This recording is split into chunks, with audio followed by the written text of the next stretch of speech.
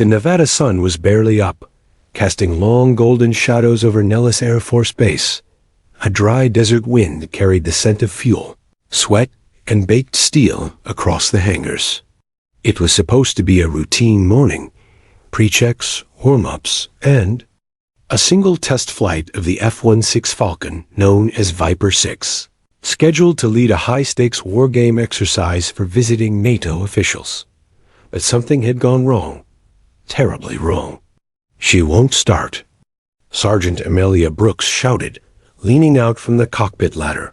Her voice, edged with panic. Ground crewmen swarmed the aircraft, tools in hand. LT Marcus Dale, the pilot assigned to Viper 6, jogged over from the briefing room, still clutching his helmet. He had a straight posture, buzz-cut hair, and eyes that scanned like radar. He hated drama. "Talk to me." "She passed all checks yesterday," Brooks said, motioning to the onboard diagnostic screen, now flashing red. "But this morning, nothing. Startup fails on sequence. No engine ignition, nav systems offline. Even backup power isn't holding." Dale climbed the ladder, staring at the flickering instruments. "How's that even possible?" "Good question," she said, trying not to sound nervous. "We ran all the software checks. No damage. No overheating. No signs of a power short. It's like she just shut herself down." He tapped the panel, listening to the subtle clicks and hums. Nothing sounded right. Something was off, and every second they lost raised the risk of missing the war game flight entirely. The air drills weren't just a show of strength. They were part of ongoing real-world evaluations. Pilots and aircraft were being graded. Promotions were on the line. The last thing LT Dale could afford was being grounded. Inside the control tower, Colonel Whitaker stared at the live diagnostics feed, arms folded. "Is this a mechanical issue or a systems glitch?" he asked sharply. "Neither, sir," replied Tech Chief Darnell. "Or maybe both. We've never seen this error cluster before. It's like she's ignoring her own code." "Run every diagnostic twice," Whitaker ordered. "I want that jet airborne within 24 hours. On the tarmac." A light breeze stirred dust under the jet's tail. One by one, specialists crawled into the access panels, plugging in external tools, tapping lines, scanning chips.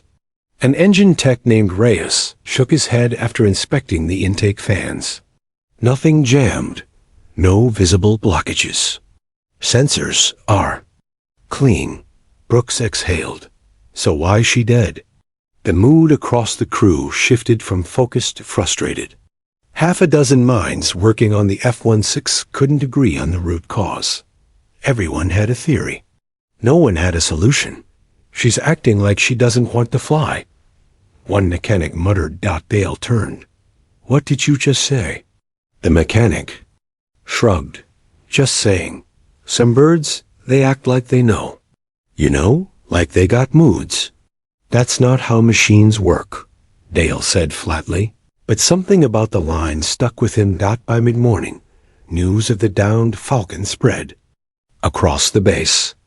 Word reached the brass, then the NATO reps. There were whispers. If the U.S. couldn't even keep its F-16s airborne for a demonstration, what else was cracking beneath the surface? Tension bled into every hallway. Engineers were grilled. Maintenance. Officers yelled. Reputations trembled on the edge. If Viper 6 didn't fly, Dale's evaluation would tank. Brooks could be reassigned, and Colonel Whitaker's entire unit would be scrutinized. Desperation always follows silence, and in a moment of hushed frustration, someone whispered something crazy. "What about Beckett?" Heads turned. Brooks raised an eyebrow. "You mean Ray Beckett?" "Yeah." The name hovered like a ghost above the hangar. Raymond Ray Beckett was a living legend. A former Master Chief Technician. He'd served during the tail end of the Vietnam War, and later spent 2 decades with the Air Force's elite Echo Squadron, a group known for solving mechanical failures. Others deemed impossible. They said he could fix anything with duct tape, a wrench, and a cigarette he never lit, that he once restored a crippled F-4 Phantom mid-runway in Okinawa using only a shoelace and a pocket knife, that he spoke to jets like they were people, and they listened. Retired 10 years ago, someone muttered. Moved to Arizona, I think. Lives in a trailer. He doesn't do base work anymore, said another. Especially not for free. Maybe he'll come, if we ask. There was a long pause. Even the hangar lights seemed to dim. Colonel Whitaker rubbed his temples. We're out of time, he said. Get me his number. Bale, still in his flight suit, watched the F-16. As the sun climbed higher overhead, the jet looked almost stubborn. He'd flown it dozens of times, trusted it with his life. He could feel it. Something wasn't right. Not just mechanically, but something deeper. Brooks approached quietly. We sent a call out, no promises. To Beckett? She nodded double quotes. Do you think he'll come? She hesitated. If the legend's true? He already knows. The heat thickened by noon, baking the runway like cracked stone under a blowtorch. Tempers followed suit. Inside Hangar 14, the crew huddled around laptops, cables, diagnostic tablets, and a mess of open panels.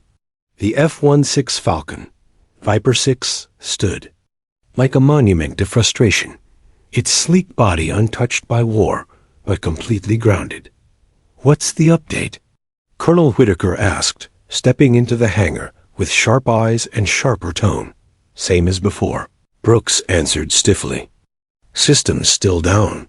She's showing false voltage, erratic fuel pressure data, but there's no actual damage. Every scan reads clean, then fails in the next cycle. Whitaker turned to LT. Bale, can she fly? Bale hesitated. She could. Sir, if we were willing to gamble lives. The colonel's jaw tightened. That war game flight happens in less than 36 hours. I've got NATO brass expecting precision. If this jet doesn't lead the formation, we all look like amateurs. You included, Lieutenant. Dale didn't flinch, but his voice dropped. With respect, sir, I've flown her through training, high-G maneuvers, even storm drills. But she's never behaved like this.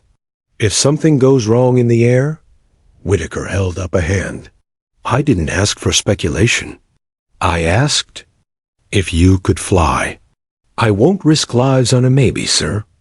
The silence that followed was telling. Behind them, two engineers argued over wiring schematics. A tech tried updating the firmware again, for the third time in the hour, only to get an error that wasn't even listed in the manual. Every solution created another problem. Every theory fell apart. This jet's haunted, someone joked bitterly. No ghost, another replied. Just something we can't see yet, or someone we haven't called yet. Brooks muttered. Whitaker raised an eyebrow. You made the call? We did, sir. We left a message and a text with the specs. No reply yet. Who exactly did you call? Brooks exchanged a look with Dale. Ray Beckett. The name dropped like a wrench on concrete. Even Whitaker, a hardened colonel, blinked. You're serious? Yes, sir. I thought he was retired, vanished, living out of a trailer in the middle of nowhere. We know, but when no one else can crack the code, sometimes it's worth chasing. The myth, Whitaker paced slowly, thinking. If that old man still has the touch, fine. But if this backfires, it's on you. Yes, sir, she said, quietly hoping it wouldn't. A few hours later, as the crew scrambled to install a third-party voltage regulator, Dale sat outside the hangar, drinking water from a plastic bottle, already warm from the sun. He stared at the silent jet through his shades. It looked like it was watching him back. He didn't know why, but he couldn't shake the feeling that something personal was going on with this aircraft. Not mechanical, not technical. Like it was reacting, resisting, as if it had decided not to fly for them. "You look like hell," Brooks said, dropping beside him. "You look worse," he smirked. "Thanks." They sat in silence for a moment. "You really think Beckett will come?" Dale asked Dot. She shrugged. "That man once flew to Okinawa in a cargo plane just to fix a grounded B-52 during a typhoon. He doesn't like broken things. I think that includes us." Dal studied her for a beat. "You believe the stories?" "I believe what I've seen," she said. "Jets behaving like animals, responding to some people and not others. I once saw a Raven drone ignore 5 remote pings until a guy who'd flown her in Iraq walked into the room. She powered on like she was greeting an old friend." "That's not science," Bale said. "Nope," she smiled. "But it happened." By late afternoon, the base atmosphere had changed. A storm wasn't coming, but it felt like one was. The Falcon sat untouched now. The crew had run out of ideas. They'd tried every bypass, updated every module. Nothing worked. It was like the jet had drawn a line and said, "Not without him." Then, at 4:16 p.m., the gate guard's voice crackled over the base radio. "Ooh, hey. Control? We've got an unidentified vehicle approaching the east service gate. Civilian plates. No base clearance. Says his name is Beckett." "Beckett?" Dale stood, eyes wide. "Confirm," the voice said again. "Beckett. Raymond, driving a beat-up Ford F-150, vintage, dusty. And he's not turning around." The base scrambled. Security was dispatched. Clearance checked. Within minutes, the truck rolled onto the tarmac. It was just as the stories had described. Faded paint, one working headlight, American flag sticker on. The back window. The engine groaned like an old warhorse. Ray Beckett stepped out without ceremony. He wore a plain olive jacket, dark jeans, and black boots caked with Arizona dirt. His hair was silver, his skin weathered, and his eyes sharp as a missile lock. No badge, no salute. Just quiet authority in the way he stood. People didn't recognize him right away. But they felt him. Dale froze. Brooks stared. Colonel Whitaker, watching from the control tower, put down his coffee. "That's him." Someone whispered. Beckett walked toward Hangar 14, slowly, like he'd done it 1,000 times before. No one dared speak. Not until he stopped, stared up at the F-16, and tilted his head. "She's mad at you?" he said, not looking at anyone. And with that, the legend was real, and the room suddenly felt alive again. Ray Beckett didn't rush. He walked like a man who had never needed to explain himself. One boot at a time hit the tarmac, steady as a drumbeat. Mechanics stopped moving. Even the radios crackled softer as he approached the hangar. He came to a full stop in front of the jet. The Falcon loomed above him, quiet and still, a sleeping beast wrapped in steel and protocol. Her tail number, Viper 6, glinted faintly under the fading sun. Ray looked her over like a man sizing up an old friend who hadn't aged well. "She's mad at you," he repeated. Brooks cleared her throat nervously. "Sarum, Mr. Beckett. I'm Sergeant Amelia Brooks. We're grateful you." Ray didn't look at her. He just took 2 more steps forward and reached out. His palm hovered inches from the fuselage, never quite touching. His fingers trembled not from age, but something else. Memory, maybe. She doesn't like what you've done to her. This new code you forced in doesn't belong in her bones. "Excuse me?" Dale asked, skeptical but curious. Ray turned to him. "What's your name, pilot?" "Lieutenant Marcus Dale." "You fly like you talk?" Dale frowned. "What's that supposed to mean?" Ray smirked. "You'll learn." He turned back to the Falcon and placed his hand gently against the skin, right beneath the cockpit. "She's still got fight in her," he muttered, "but she won't listen to strangers." She's waiting for someone who understands her language. Sir? Colonel Whitaker interrupted as he stepped out of the hangar. With all due respect, this aircraft is government property. If you're going to be part of this repair, I expect documentation, procedures, and a formal plan. Ray raised one hand without turning around. Whitaker stopped. Brooks, Dale, and the entire crew stood silent, watching as Ray unzipped his jacket and pulled out a battered notebook, spiral-bound, edges torn, held together by 2 rubber bands and probably 30 years of coffee stains. Is that ... a flight log? Brooks asked. No, Ray said. Simply, it's a memory. He flipped the cover open and began thumbing through the pages, lined with scribbled notes, hand-drawn circuits, system calibrations, old radio call signs, and part numbers the Air Force no longer used. He turned until he landed on one specific page marked Viper Config 6A Pre-HUD Override. Ah, there it is. Ray reached into his pocket again and pulled out a multi-tool. Not a tablet. Not a scanner. Just a metal instrument older than most of the crew. He knelt under the bird and removed a panel without asking for permission. In less than 2 minutes, he'd bypassed a junction and isolated a line of wiring no one had dared touch. Dale knelt beside him. What is that? This? Ray said, pointing to a thin gray line. This is where she's hurting. They ran software through her without checking how the updates would affect the original load path.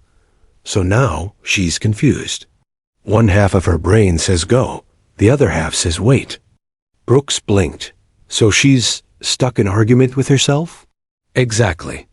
Ray rewired a single loop, then sat back, wiping grease from his hands onto a rag. We'll reset the primary node cluster manually, drain the capacitor then. Bring her back up on analog first. If she cooperates, we shift digital. Whitaker, still watching from above, crossed his arms. You're guessing. I'm listening, Ray replied, without looking up. And she's already talking. They gave Ray space. Not because of his rank, he had none, but because of how sure he moved. Within 15 minutes, the Falcon lit up for the first time that day. The screens flickered, but held. The red flashing errors blinked yellow, then green. She's responding, Brooks said, stunned. The backup nav system just sensed. Ray tilted his head. She's not ready to fly. Not yet. But she wants to. No one dared argue. Dale stared at the old man with a mixture of awe and disbelief. How do you do that? There are men with PhDs who haven't figured this out. Ray stood slowly, because they look at her like a machine. I look at her like a memory. Later that night, after the crowd had dispersed and the air cooled, Ray remained alone with the jet. Brooks returned to the hangar with 2 paper cups of coffee and offered one. He took it without a word. You ever name her? Ray asked suddenly. Brooks glanced at him. Viper 6, officially. Some call her Echo Fang, pilot call sign, but no real name. Ray nodded. She should have one. You got something in mind? He thought for a moment, eyes on the horizon. She's stubborn, fast, doesn't forgive easily, but protects what matters. He looked at the plane like it was more than bolts and wings. Call her Delilah. Brooks tilted her head. Why Delilah? Ray smiled faintly, because Samson never saw her coming. Inside the hangar's office, Dale stared at the reset. Logs, no faults, no dead zones. Just clean pathways, like nothing had ever been wrong. And yet, hours earlier, the jet had practically flatlined. He pulled out his flight suit and laid it across the chair. Something told him tomorrow wouldn't be an ordinary day. He looked back toward the tarmac, where Ray Beckett leaned against the Falcon's landing gear, staring up at the stars, like he was waiting for someone to answer back. And maybe something would. The desert morning arrived silent and sharp. A crisp wind carried whispers of jet fuel and coffee as the base stirred to life. But Hangar 14 was already buzzing. Word had spread. The Falcon had come back to life. Not from systems engineering, not from AI diagnostics, but from the hands of an old man with no clearance and no laptop. Ray Beckett stood with a rag in one hand and a crescent wrench in the other. He hadn't slept, not really. He hadn't needed to. Something deeper kept him moving, a sense of unfinished business. Sergeant Brooks handed him a breakfast sandwich and a coffee. Thought you might need fuel. He took it with a grunt that meant thank you. Across the hangar, Lieutenant Dale was already suited up, prepping for the next system test. He looked at Ray warily. Something about the man unsettled him. Maybe the quiet confidence, or the way. The plane responded to him like he was some kind of aircraft whisperer. Just want to be clear, Dale said as he approached. You're telling me the jet didn't fail mechanically. She chose not to fly? Ray chewed slowly, then nodded once, more or less. That's not how jets work. That's not how textbooks work, Ray said. Jets, they got memories. History in every bolt. Every dent, every patch of scorched paint. You fly 'em wrong. Treat 'em like machines instead of partners. They'll turn on you. Always do. Dale crossed his arms. Are we still talking about planes? Ray smirked. Not sure anymore. They rolled Viper 6 out of the hangar by 0900. Sunlight struck her body clean. Not one panel out of place. Not one sensor flickering. From a distance, she looked airworthy. But looks don't fly missions. Ray circled her again. Slower this time, listening. Not with instruments, but with his bones. He tapped the landing strut with a wrench handle. He rubbed a smudge from the nose cone with his sleeve.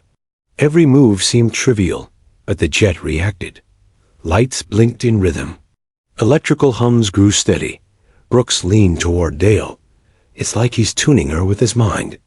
He's doing something, Dale said. I just don't know if it's science or sorcery. Then Ray called out, Let's bring her up. But slowly. No full charge until we run analog hot. Dale climbed the ladder and slid into the cockpit. Systems booting one by one. Unlike yesterday, nothing fought back. No errors, no delays. Just quiet readiness. Like Delilah, as Ray had called her, had forgiven them. Or at least decided to listen again. Primary systems green, Dale reported. Hydraulics sensed. Nav online. She's running smoother than I've ever seen. Ray gave a single. Nod. Don't push her too hard. Just let her breathe. Dale arched an eyebrow. She's a machine, not a lung. Ray didn't respond. He was already adjusting the auxiliary control panel under the fuselage, something no manual ever mentioned.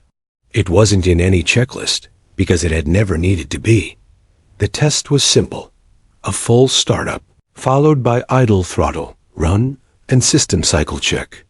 No flight, not yet, but what happened stunned even the crew. The Falcon powered on in full sync. No lag, no fluctuation. Her engine purred like a jungle cat, waking from a long nap. The cockpit's internal readings leveled off with perfect symmetry. Brooks, watching from the ground, shouted, Temps holding. Fuel pressure stable. No signal drift. Look at the calibration, Dale called down. It's not just working, it's perfect. Ray stepped back, arms crossed, wind brushing his silver hair. She remembers. Whitaker arrived just in time to witness the final system check. He removed his sunglasses and stared at the humming. Falcon, you've done something here, he said to Ray, quietly. No, sir, Ray replied. She did. Whitaker sighed, eyes fixed on the jet. When I was a cadet, I read about Echo Squadron. Thought most of it was exaggeration. Ray glanced over. It wasn't. Why'd you leave? Ray paused, eyes distant. Planes started listening less. People started listening even less than that. The colonel said nothing, just nodded, then turned to Brooks. Schedule a test flight. Tomorrow morning. And make sure he's still here. Brooks glanced at Ray. I don't think he's going anywhere. That night, Dale couldn't sleep. He kept replaying the startup in his head. The ease, the stability, the calm inside the jet, like flying with an old friend who finally trusted you again. He didn't understand it. He wasn't sure he wanted to, but he couldn't deny it. He pulled up archived files on Ray Beckett.photos. Came first, grainy images from the 80s and 90s. Ray in olive overalls, surrounded by aircraft parts. One article dubbed him the Falcon Whisperer. Another recounted how he manually rebooted an F-15 in mid-flight, using only radio override commands from a hangar. It didn't seem possible, but the footage said otherwise. He found a video clip from 1993. Ray, standing in a hangar much like this one, arms grease-stained, nodding to a young pilot who had just returned from a flight. That pilot was smiling like a man reborn. Back at Hangar 14, long after most of the base went to sleep, Ray stood beside Delilah once more. He laid one hand on her frame and whispered, "You've still got one more dance left in you, girl." The night wind replied with a soft groan through the metal. Ray closed his eyes, remembering his own first flight, a long-ago day, a different jet, a different war. He'd been 22, and foolish, and the sky had seemed infinite. But tonight, it was whispering again. Morning broke golden and quiet. At Nellis Air Force Base, the sky stretched clean and cloudless, ideal flying conditions. But on the ground, anticipation buzzed like static in the wires. Today was the real test, the flight trial of Viper 6. Or, as she was now quietly called among the crew, Delilah. Ray Beckett arrived at the hangar before anyone else. He always did.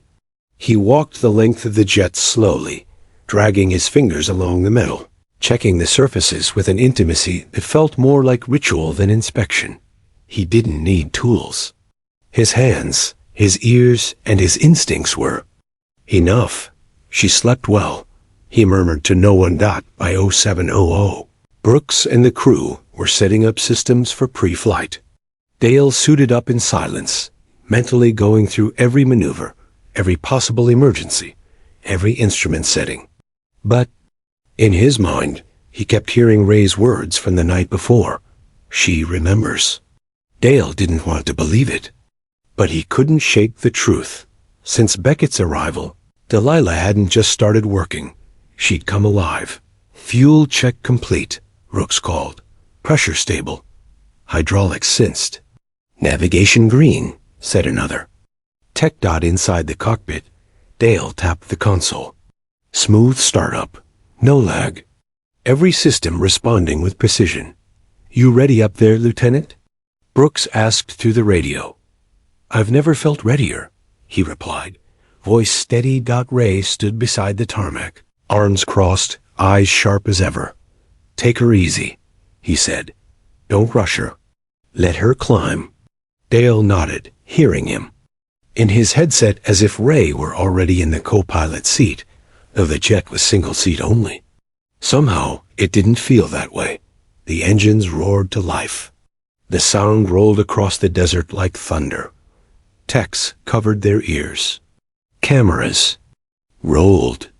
Command staff watched from the control tower. Colonel Whitaker leaned forward, expression unreadable. Let's see if your ghost can fly, he muttered. Delilah taxied gracefully to the runway. Her frame moved like she'd been doing it for years. Dale checked every system again. Green across the board. Tower, this is Viper 6 requesting clearance for takeoff. Viper 6 Nellis Tower, you are cleared for takeoff. Good luck up there. Dal pushed the throttle. The Falcon responded like a living thing, not mechanical, not robotic, alive. The wheels lifted from the tarmac with ease, and in moments, Delilah was soaring. From the ground, the crew watched as the jet climbed higher and higher, piercing the sky in perfect descent. Not a wobble. Not a hesitation. She moved with grace and power, like she'd been waiting for this. Inside the cockpit, Dale was stunned. Throttle at 65. Controls responsive. Zero drag. She's flying like she never had a problem in her life. Ray's voice came, softly through the channel. Told you. She just needed to be heard. Dale laughed under his breath, unable to help it. How the hell do you do this? I don't, Ray said. We do. You and her. The jet banked left in a tight, clean arc. Then again faster. Loops, rolls, steep climbs and dives. Dale pushed her gently, then harder, but she didn't flinch. Not once. Below, the entire crew cheered. Even Whitaker broke into a reluctant grin. She's flying cleaner than any bird I've seen all year, he admitted. Brooks looked toward Ray. What did you do? Ray shrugged. Nothing much. Just reminded her who she is. 30 minutes later, Bale brought her down. Smooth touchdown. No turbulence. The tires kissed the runway like a whisper. Brakes engaged with zero hiccups. The jet rolled to a perfect stop in front of Hangar 14. When Dale opened the cockpit and pulled off his helmet. He was grinning like a child who just discovered flight for the first time. That, he said, hopping down, was poetry. The crew erupted. High fives, cheers, laughter. Colonel Whitaker walked forward and extended a hand to Ray. Whatever you are, I owe you one. I'm a mechanic, Ray replied. That's all. Whitaker nodded. I don't believe that. For a second. As the hangar began to settle, Ray walked back to Delilah one last time. He placed his hand on the nose. You did good, girl. She hummed gently, the engine cooling, but somehow still alive. Brooks approached, holding something in her hand. It was a patch, old, worn, the stitching barely intact. An eagle soaring across a red sun. The letters read, Echo Squadron. Ray stared at it for a long second. Where did you find that? He asked. Dale found it in the archives, she replied. We thought it belonged with her again. Ray took it gently, thumb brushing the faded thread. She used to wear this, he whispered. Then he turned to Dale and held it out. Now she's yours. Keep her honest. Dale accepted the patch like it was a medal of honor. She won't fly without you, he said to Ray. Ray smiled, eyes far off. She will now. That evening, the base was quieter. The celebration had faded, replaced by reflection. Word had spread fast. Vapor 6 was fixed, flown, and ready for war games. NATO would be impressed. Everyone knew that. But what stayed behind wasn't just performance. It was legend. People spoke about the old man with the wrench who whispered to planes. About how the Falcon rose when no one else could lift her. About how some things, no matter how digital the world became, still needed human hands. Human heart. And somewhere in the back of Hangar 14, the spirit of Echo Squadron flew again. The next morning, the sun barely peeked over the Nevada horizon when Delilah was rolled back into the open air. The war game trials were scheduled to begin by noon, and already visitors from NATO's Joint Command were arriving on base. Flags flew, cameras blinked, and every inch of Nellis buzzed with a tense, unspoken electricity. Inside the hangar, Dale sat in quiet meditation. His fingers brushed over the Echo Squadron patch, which now hung from the side of his flight suit. There was something unexplainable about that insignia. It wasn't just old. It carried weight, like memory stitched in thread. Ray Beckett stood by Delilah, arms behind his back, watching the young airman prep her systems. He didn't say much that morning. He didn't need to. The crew's hands worked faster, sharper, as if his silence was guidance in itself. Every technician moved like a concert musician, clean, practiced, disciplined. "You sure you won't stay to watch her fly one more time?" Brooks asked Ray as he lit a cigarette. Ray exhaled slowly. "She doesn't need me anymore." "She's in good hands," Brooks frowned. "She's still your bird." He shook his head. "No, she's his now." In the command center, the base was tracking multiple aircraft from surrounding units. Pilots from the Navy, Marines, and foreign allies were preparing for the simulated combat drill, a complex airspace ballet of friend versus foe, scored on reaction time, stealth, agility, and target accuracy. Colonel Whitaker paced, headset on. "Today's exercise isn't just about flash," he barked to the team. "NATO wants answers, not a show. That Falcon flies clean, or it doesn't fly at all. Got it?" "Yes, sir," came the reply. And came the announcement. "Lieutenant Marcus Dale and Viper 6, ready on runway 1. Delilah rolled onto the tarmac, her body gleaming under the desert sun. Inside the cockpit, Dale clicked through systems one last time. Everything green. Everything humming. "Viper 6, Nellis Tower," the radio chirped. "You are cleared for takeoff. Begin trial route and stand by for engagement signal." "Roger that," Dale replied. Voice calm. Ray stood at the edge of the hangar's shadow, watching, not blinking. Delilah leapt from the ground as if launched by memory. Her ascent was swift, but smooth. She didn't struggle. She climbed. Like she was reaching for something that had been waiting up there since the Cold War. Air Command fed coordinates into Dale's console. 6 simulated hostiles in formation. 3 friendly aircraft were already in the zone. But Delilah would be the tip of the spear? The Falcon punched through the lower clouds. "Radar scanning. Contact," Dale whispered. Then the sky lit up with virtual missiles and pursuit signals. The battle had begun. Inside the war room, observers watched on massive screens. Red and blue indicators danced in tight combat spirals. Jets banked, flared, dodged. But it was Viper 6 that drew every eye. Her turns were impossibly sharp. Her countermeasures fired with split-second timing. "She's flying like she was built yesterday," one of the NATO observers said. Whitaker didn't respond. He just stared at the screen, at the glowing blue dot labeled V6-Dale. In the sky. Dale became one with the plane. He didn't think about turns. He felt them. He didn't react. He anticipated. Each motion was a breath. Each threat, a shadow disappearing before it could strike. 2 hostiles down, the command team announced. Simulated kills confirmed. Then a voice came through Dale's comms. Quiet, raspy. "Don't take the climb. You're exposed." Above cloud line. It was Ray. "How the hell are you on my channel?" Dale asked. "I built her, remember? Old systems still talk to me." Dale didn't argue. He dipped low.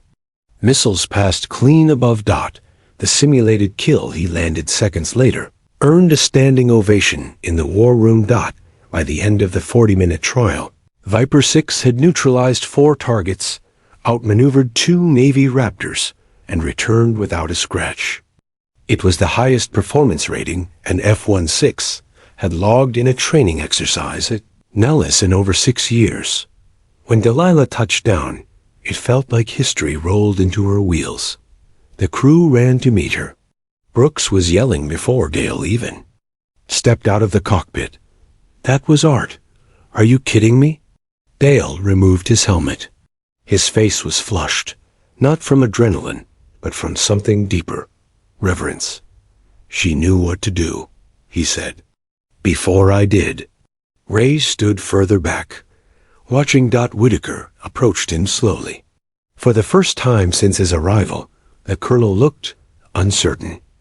"Ray," he said quietly, "would you consider consulting for the Air Force again?" "Not full-time," But we could use eyes like yours. Ray lit another cigarette, took a long drag. I'm not here for long, he said. But while I'm here, I'll teach anyone who'll listen. Whitaker nodded, humbled. Fair enough. Dale walked over, holding the patch out again. She earned this today. But you should be the one to pin it back. Ray smiled, stepped forward, and carefully reattached the Echo Squadron patch to the jet's flank. He ran his hand over it once more. She's flown into the past, and came back stronger, he said, just like her pilot. That night, the base hosted a modest celebration. Nothing official. No speeches. Just cold drinks, music, and laughter. Under desert stars, Ray sat quietly off to the side, watching the younger generation tell war stories that hadn't even cooled yet. He didn't join in. He didn't need to. But when Dale raised a toast, he spoke one truth that cut through the noise. To the man who taught us that machines don't just run on oil and wires. They run on memory. Ray looked down, humbled. Brooks nudged him. You think Delilah's proud? Ray smiled, slow and certain. She always was. 3 days had passed since the war game exercise. Delilah hadn't flown again since. She sat parked at the edge of Hangar 3, gleaming like a sentinel of the past, as if standing guard over the future. Her return to the skies was a triumph no. One it Nellis could stop talking about, not because of glory, but because of what it meant. Inside the base command center, Colonel Whitaker sat in a closed-door meeting with 2 visiting generals from the Pentagon. The war game results had been logged, analyzed, and now classified under the heading Exemplary Pilotcraft and Mechanical Recovery. Whitaker had only said one thing during the debriefing. We were saved by a man who hadn't worn a uniform in 20 years.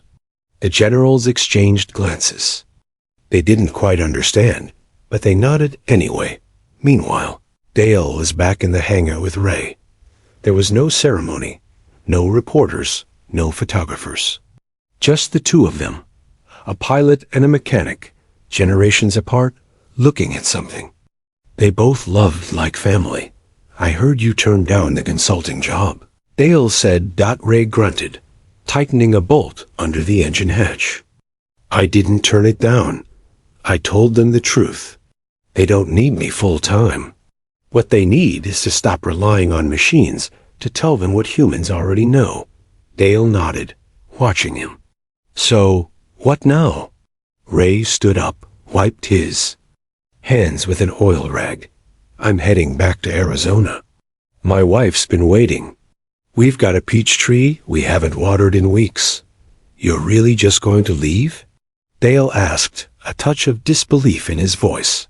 Ray looked at the plane, then at Dale. She's yours now. She listens to you. That night, the base hosted a non-official award dinner in the mess hall.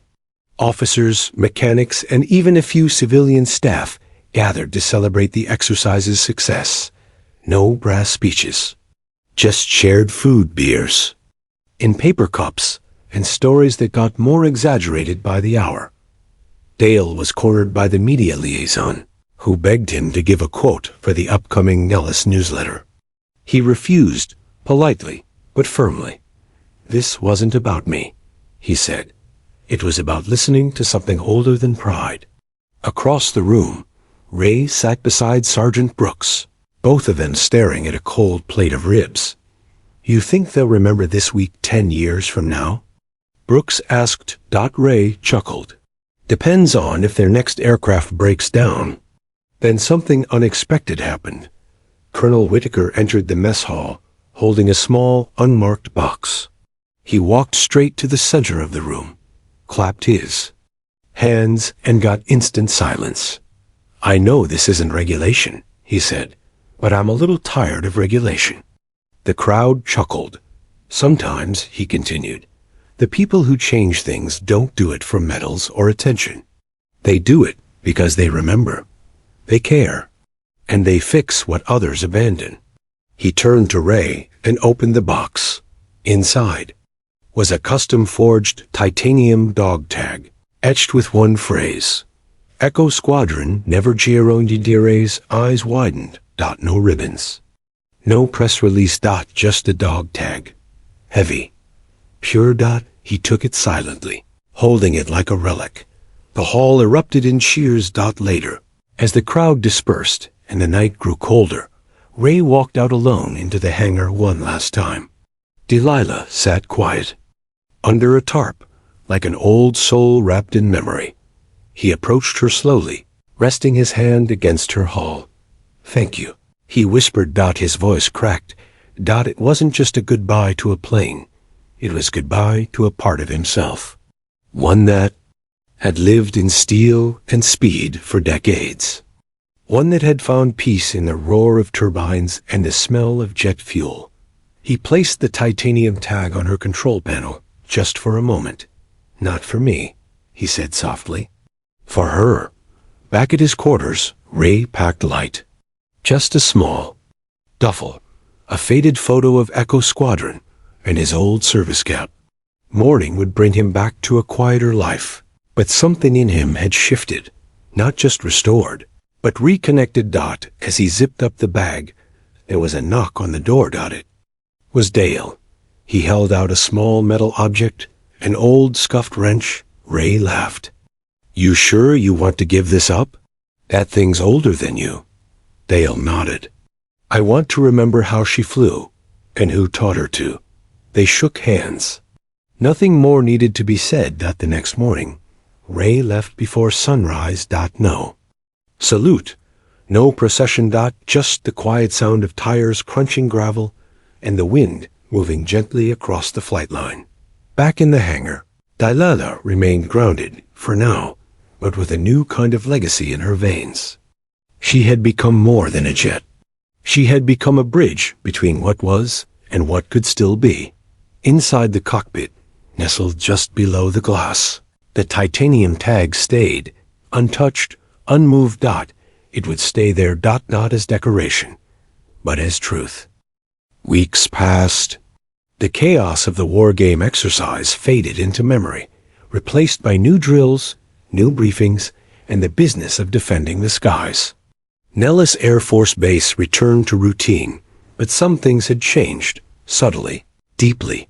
Dale was flying regularly again, but Delilah had been moved.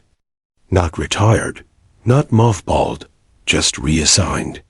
She now sat in Hangar 12, a place once used for storage, now converted into a quiet corner of reverence. Young pilots called it the museum that breathes. Inside, Delilah stood ready. Fully operational, polished daily, and flight cleared, but rarely flown. The titanium dog tag still hung on her dashboard, untouched. Most who entered didn't know the full story. They only knew that the plane had a past, and the past had a name, Ray Beckett. Across the country, in a sleepy Arizona town, Ray had returned to his small home near the desert edge. His wife, Marie, greeted him with a mix of joy and silent understanding. He didn't talk much about the base. He didn't need to. The sunrises were different now, softer. He'd spend mornings watching light spill across red stone while sipping coffee from a tin cup that had seen more miles than most boots. He spent his afternoons fixing old lawnmowers, for neighbors, often for free. "It's not about the machine," he'd say. "It's about what it helps you do." But sometimes, late at night, he'd sit outside and look up, not just at the stars, but at the space between them, the dark. Quiet places where jets once thundered. Back at Nellis, LT, Dale had become something of a legend himself. His file was marked with words rarely used in modern Air Force records. Instinctual pilot with exceptional mechanical feedback awareness. Demonstrates legacy aptitude. He'd taken a new role as a trainer, working with rookie pilots who barely understood how to fly without digital overlays. But Dale pushed something different. "Listen to the airframe," he'd tell them. "The sky talks to you, if you're humble enough to hear it." Most didn't get it. A few did. and those few became the best flyers the base had seen in years.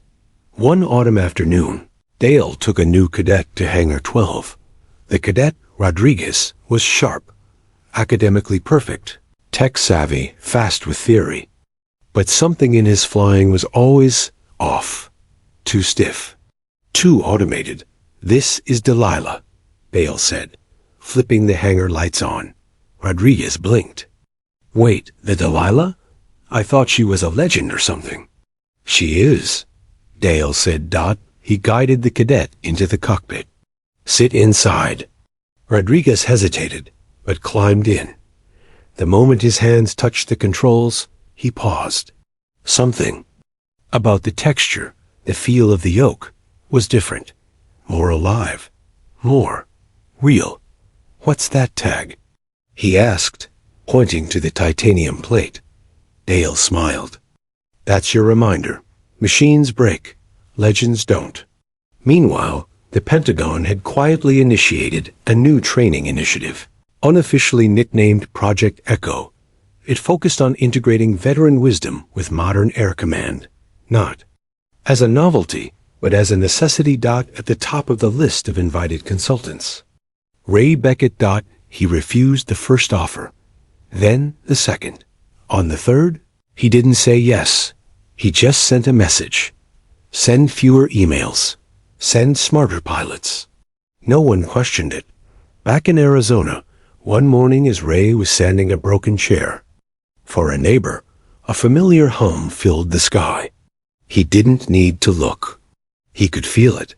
A jet screamed overhead, not low enough to scare, not high enough to miss, but just right. Delilah. She tipped her wing as she passed. Ray stood silently, eyes on the horizon, his hands covered in dust and wood shavings. Marie came out with a coffee. "She's beautiful," she said. Ray nodded. "Still talks." At Nellis, after the flyover, Dale landed Delilah gently back in Hangar 12. He reached inside the cockpit and touched the tag. "She remembers," he said softly. Rodriguez stood nearby, eyes wide. "That's how I want to fly," the cadet said. Dale looked at him. "Then stop flying by numbers. Fly by feel." Months later, in a ceremony that wasn't televised, wasn't tweeted, and wasn't even mentioned in newsletters, the Air Force officially recognized Ray Beckett with the Veterans Aviation Honor. Commendation, an award so rare, it had only been given 5 times before. Ray didn't attend the ceremony. He sent a note instead. "If you ever need me, you know where I'll be. But I already told you how to fix what's broken. You just have to listen." Delilah flew again once a year, not for war games or training, but for memory. Every October 22nd, on the anniversary of the day she roared back to life, Dale would take her into the sky, tip her wing toward Arizona, and fly until the sun touched her glass like it was gold. And somewhere below, sitting on an old rocking chair with dust in his beard and sky in his soul, Ray Beckett would smile. Because legends don't retire, they just leave echoes. The end.